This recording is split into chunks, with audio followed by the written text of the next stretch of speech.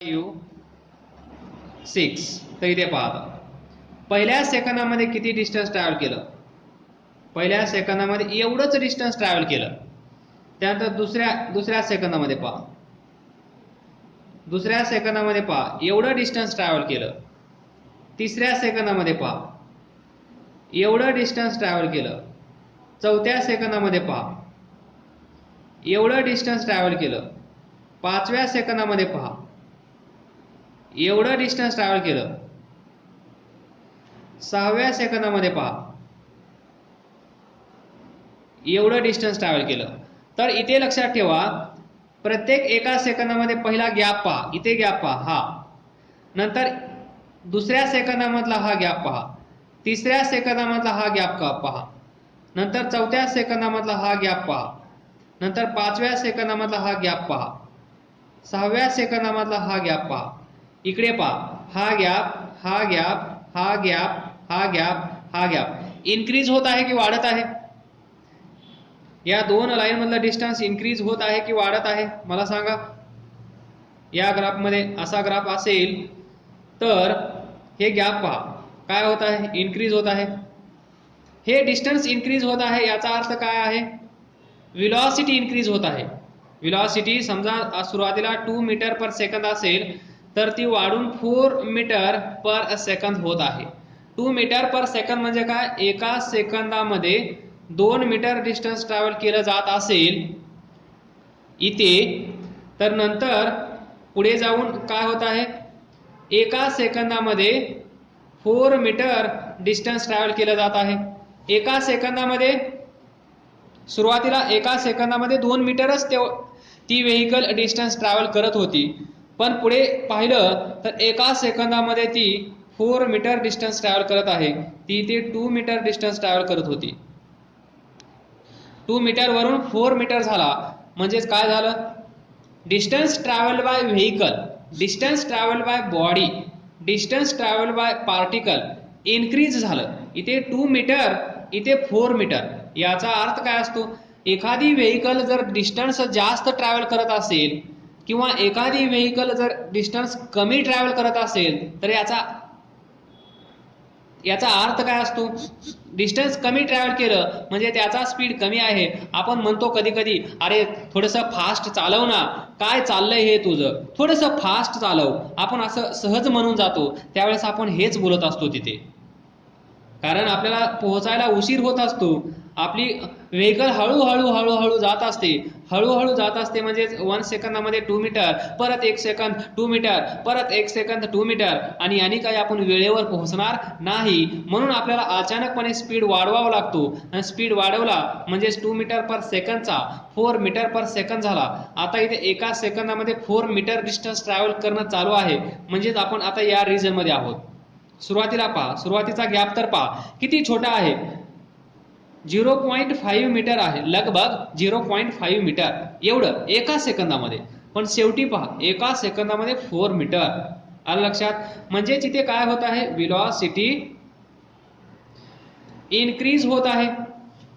म्हणजे जेव्हा असा ग्राफ तुमच्या समोर येईल तेव्हा तुम्ही काय सांगायचं, पण इथे x आणि t लिहिलेलं असलं पाहिजे, इथे x च्या जागेवर xच असला पाहिजे, इथे t च्या जागेवर tच असला पाहिजे, तेव्हाच आपण या ग्राफचा स्लोप, कारण तुम्हाला माहित आहे v इज इक्वल टू काय असतं, dx बाय dt, यालाच आपण स्लोप म्हणत असतो. स्लोप ज्याला म्हणतो आपण तेच आहे. dx म्हणजे इथे x असलाच पाहिजे, इथे t असलाच पाहिजे. तर डेफिनेशनच आहे याची, v is equal to dx by dt, म्हणजेच इथे x असलाच पाहिजे, इथे t असलाच पाहिजे. मग हा ग्राफ असा असेल, असा असेल, असा असेल, काही घेणं देणं नाही. त्यानंतर आता शेवटचा ग्राफ मी तुम्हाला सांगतो, त्यानंतर एक छोटासा प्रॉब्लेम सॉल्व्ह करू. याचा आन्सर तुम्ही द्यायचा आहे, याचा आन्सर तुम्हाला द्यायचा आहे, मी ग्राफ तुम्हाला देणार. या ऍक्सिस वर x लिहिला आहे, दॅट इज s, इकडे t लिहिला आहे. तर इथे व्हेलॉसिटी इन्क्रीज होत आहे, इथे व्हेलॉसिटी डिक्रीज होत आहे, इथे व्हेलॉसिटी कॉन्स्टंट आहे. तर तुम्ही सांगायचं आहे option A, option B, option C. मी आराम करतो. तर पहा, दिस इज ग्राफ. तो कसा आहे, असा आहे, तो ग्राफ असा आहे. इथे x आहे, इथे t आहे. मग आता पहा, मी काय सांगितलं तुम्हाला, इथे व्हेलॉसिटी वाढते का व्हेलॉसिटी कमी होते का कॉन्स्टंट आहे, एवढंच सांगितलं तुम्हाला. एवढंच फाइंड करायला सांगितलं. फक्त कन्क्लूड करायचं होतं, काय कॅल्क्युलेशन करायचं नव्हतं. अशा केसमध्ये तुम्हाला काय सांगितलं, इथे पॉइंट घ्या आणि इथून जाणारी अशी टँजंट ड्रॉ करा. दिस टँजंट, दिस इज टँजंट. आणि या टँजंटने टाइम ॲक्सिस सोबत किती अँगल तयार केला ते लिहा. पहिल्या लाईनचा θ1. त्यानंतर पुढचा एक पॉइंट घ्या इथला आणि इथे टँजंट ड्रॉ करा. ती टँजंट कशी असेल पाहता, ही टँजंट अशी असेल.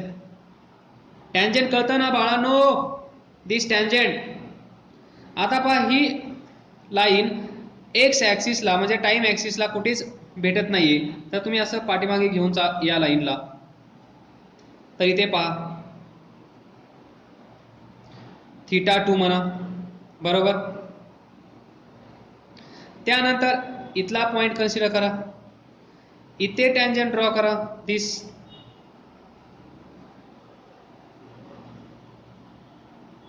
ही टँजंट. आता हा तुम्हाला दिसत नसेल तर हा अँगल θ3. मग आता कन्क्लूड करा. θ1 पहा, θ1 सगळ्यात मोठा आहे θ2 पेक्षा. θ2 मोठा आहे θ3 पेक्षा. मग θ1 म्हणजेच काय, tan θ1 greater than tan θ2 greater than tan θ3. आणि टॅन θ म्हणजे काय बाळांनो, टॅन θ म्हणजेच स्लोप, म्हणजेच m आणि म्हणजेच व्हेलॉसिटी. हे तर पाठच झालं असेल आता, हे तुम्ही कधीच विसरणार नाही. सो टॅन θ1 म्हणजेच पहिला स्लोप, पहिल्या लाईनचा स्लोप ग्रेटर दॅन टॅन θ2 म्हणजेच m2 ग्रेटर दॅन टॅन θ3 म्हणजेच m3. आणि m म्हणजेच काय आहे, velocity. So v1 greater than v2 greater than v3.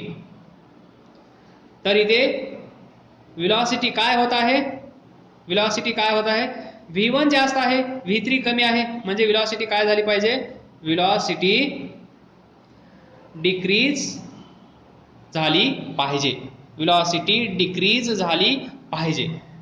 This is more about displacement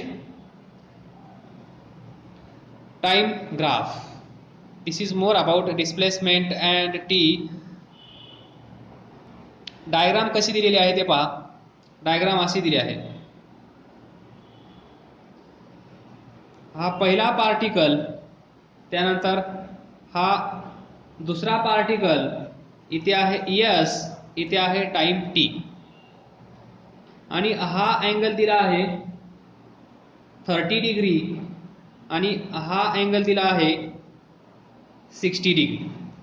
this is given figure. पहिला पार्टिकल पहा, the displacement time graph for two particles is as shown. Find the ratio of their velocities. तर पहा, हा पहिला particle, हा दुसरा particle, पहिल्या पार्टिकलचा angle 30 degree with time axis, दुसऱ्या पार्टिकलचा angle 60 degree with time axis दिलेला आहे. फाइंड करायचा आहे आपल्याला. आता हा ग्राफ कोणता आहे, x T, that is S T graph आहे. मग एक्स टी ग्राफ पासून जर आपल्याला व्हेलॉसिटी फाइंड करायची असेल, एक्स टी ग्राफ किंवा एस टी ग्राफ पासून जर आपल्याला व्हेलॉसिटी फाइंड करायची असेल, तर आपण काय करतो, स्लोप फाइंड करतो. Simply slope is equal to m find करतो. आणि स्लोप एकदा फाइंड झाला, स्लोप म्हणजेच व्हेलॉसिटी. म्हणजे पहिल्या लाईनचा पहा, हा पहिला पार्टिकल, पहिल्या पार्टिकलचा ग्राफ असा आहे, पहिल्या पार्टिकलचा ग्राफ असा आहे, म्हणजेच θ1 इज इक्वल टू 30 डिग्री. पहिला पार्टिकल म्हणजेच tan θ1 is equal to tan 30 degree, बरोबर.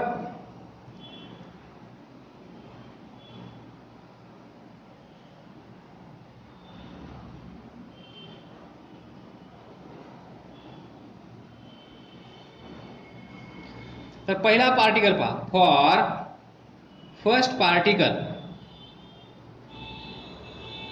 ग्राफ कोणता आहे, ग्राफ कोणता आहे, हे खूप महत्वाचं आहे. ग्राफ कोणता आहे, S T.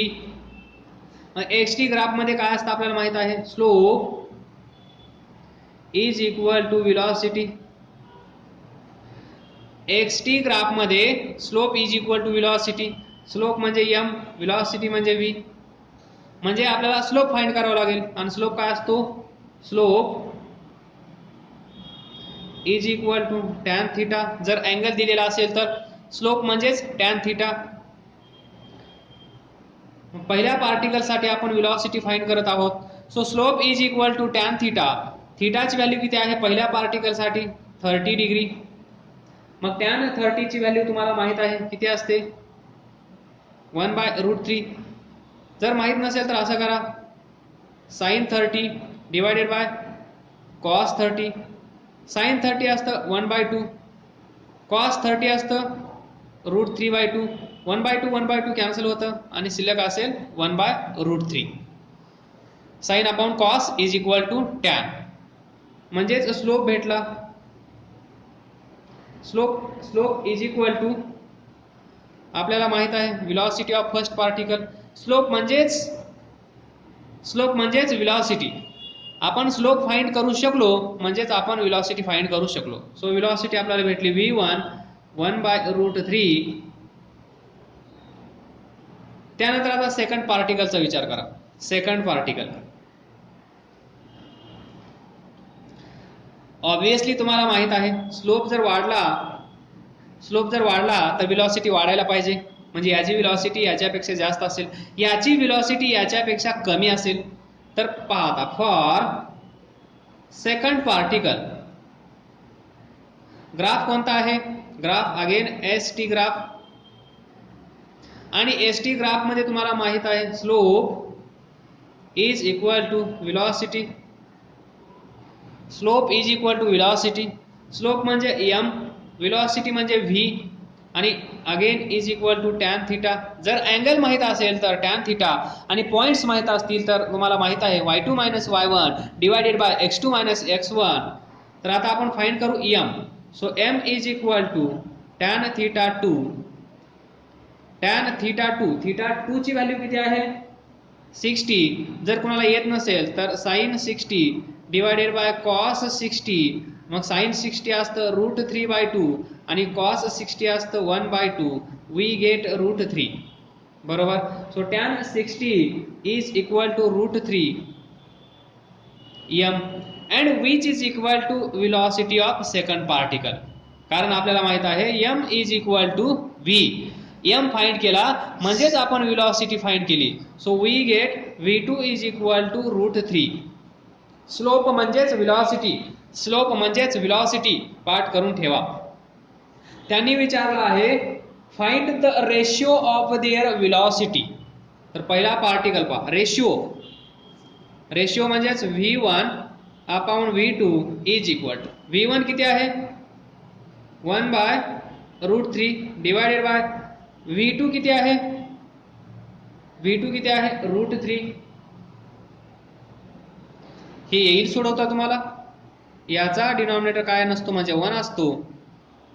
Very nice. 1/√3 1/3. So v1 upon